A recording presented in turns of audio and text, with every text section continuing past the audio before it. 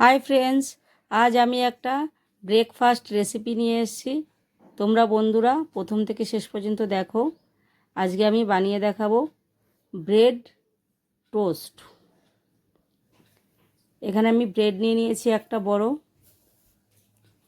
ব্রেডটাকে slice করে কেটে নেব।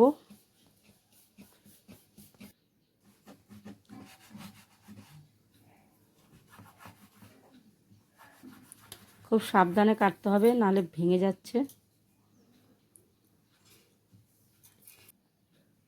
ব্রেড কাটা হয়ে গেছে। এবারে আমি পেঁয়াজ আর কাঁচা লঙ্কা কুচিয়ে নিয়েছি। পেঁয়াজ কাঁচা লঙ্কাটা অন্য একটা বাটিতে ঢেলে নিলাম। স্বাদ মতো নুন দিলাম। একটা ডিম ফাটিয়ে দিচ্ছি। ডিমটাকে ভালো করে মিশিয়ে নেব পেঁয়াজ কাঁচা লঙ্কা নুনের সাথে।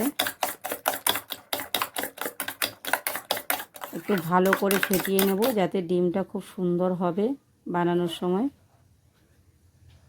ফ্রাই প্যানে তেল দিয়ে দিয়েছি। এবার আমি ডিমটা ঢেলে দিলাম।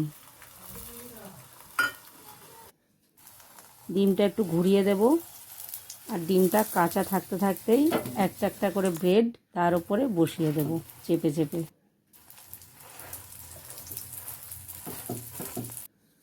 এই ব্রেকফাস্টটা বাচ্চাদের টিফিনে দিলে বাচ্চারা খুবই খুশি হবে।